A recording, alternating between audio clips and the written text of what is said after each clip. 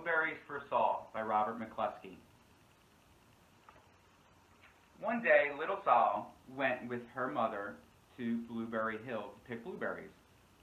Little Saul brought along her small tin pail, and her mother brought her large tin pail to put berries in. "We will take our berries home and can have them," said her mother. "Then we will have food for the winter."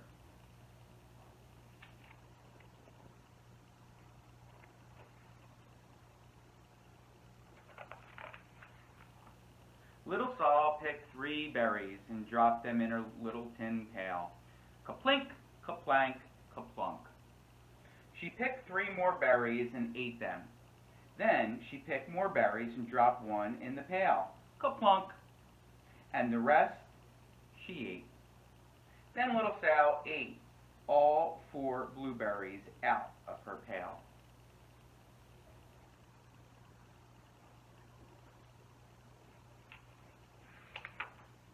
Her mother walked slowly through the bushes, picking blueberries as she went and putting them in her pail. Little Saul struggled along behind, picking blueberries and eating every single one.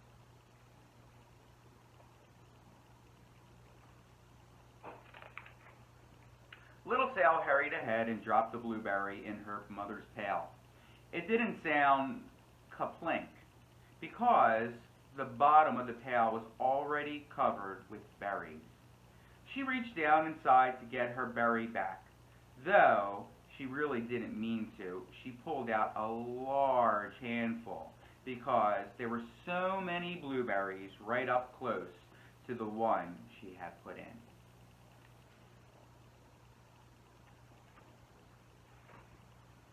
Her mother stopped picking and said, "Now, Sal, you run along and pick your own berries. Mother wants to take her berries home and can have them for next winter."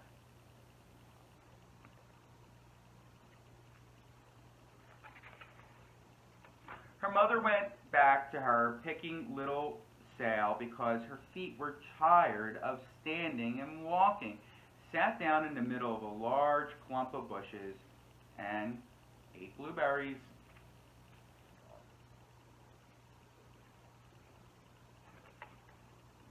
On the other side of Blueberry Hill, Little Bear came with his mother to eat blueberries. Little Bear, she said, eats lots of berries and grows big and fat. We must store up food for the long, cold winter.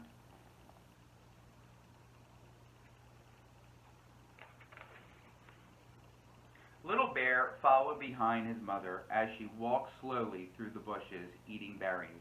Little Bear stopped now and then to eat berries.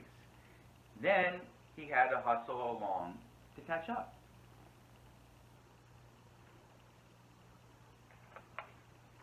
Because his feet were tired of hustling, he picked out a large clump of bushes and sat down right in the middle and ate blueberries.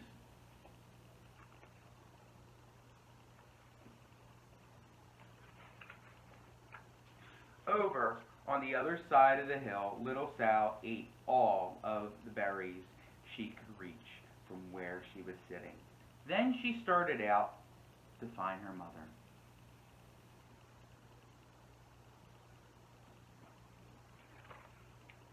She heard a noise from around a rock and thought, that's my mother walking along.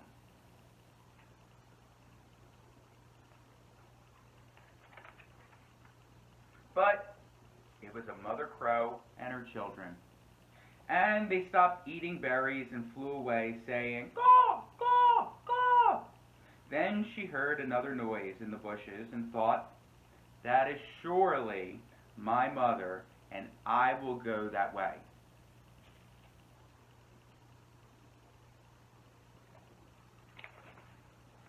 But it was a little bear's mother instead.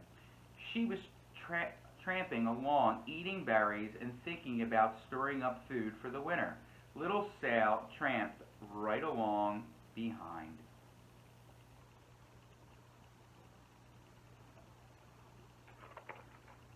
By this time, Little Bear had eaten all the berries he could reach out without moving from his clump of bushes.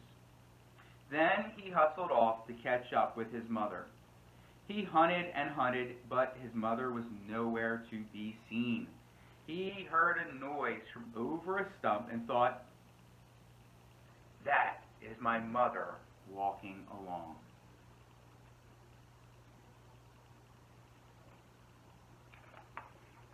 But it was a mother partridge and her children. They stopped eating berries and hurried away. Then he heard a noise in the bushes and thought, "That is surely my mother. I will hustle that way."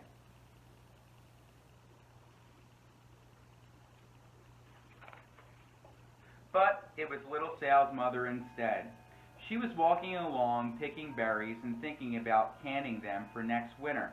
Little Bear hustled right along behind.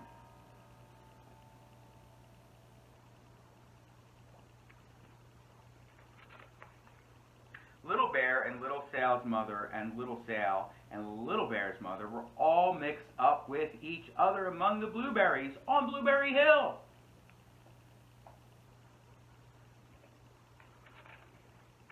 Little Bear's mother heard Sal walking along behind and thought it was Little Bear, and she said, "Little Bear, munch, munch. Eat all you, gulp, can possibly hold." Swallow. Little Sal said nothing. She picked 3 berries and dropped them, kaplink, kaplank, kaplunk, in her small tin pail.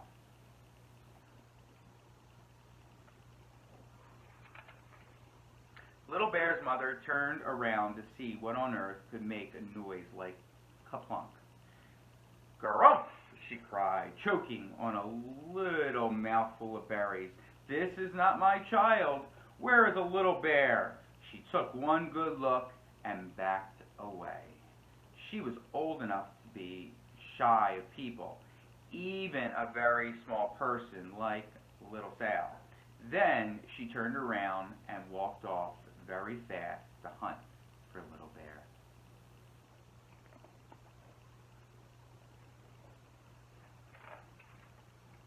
Little Sal's mother heard Little Bear tramping along behind and thought it was Little Sal. She kept right on picking and thinking about canning blueberries for next winter.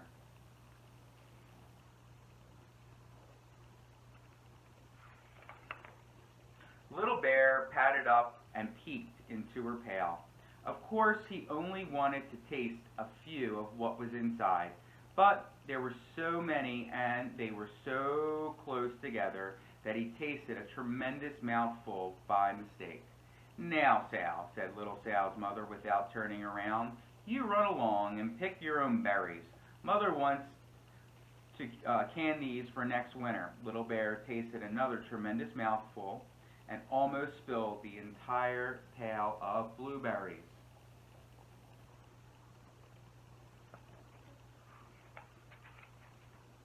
Little Sal's mother turned around and gasped, "My goodness, you're not Little Sal. Where is my child?" Little Bear just sat munching and swallowing and licking his lips. Little Sal's mother slowly backed away. She was old enough to be shy of bears, even very small bears like Little Bear. Then she turned and walked away quickly to look for Little Sal.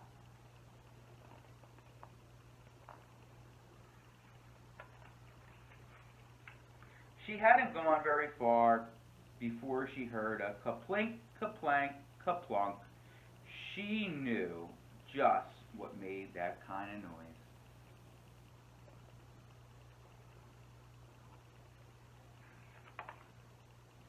Little Bear's mother had not hunted very long before she heard a hustling sound that stopped now and then to munch and swallow.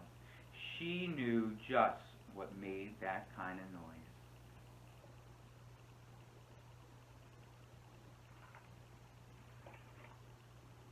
Little Bear and his mother went home down one side of Blueberry Hill, eating blueberries all the way, and full of food stored up for next winter. And Little Sal and her picking went down the other side of Blueberry Hill, picking berries all the way, and drove home with food to can for next winter.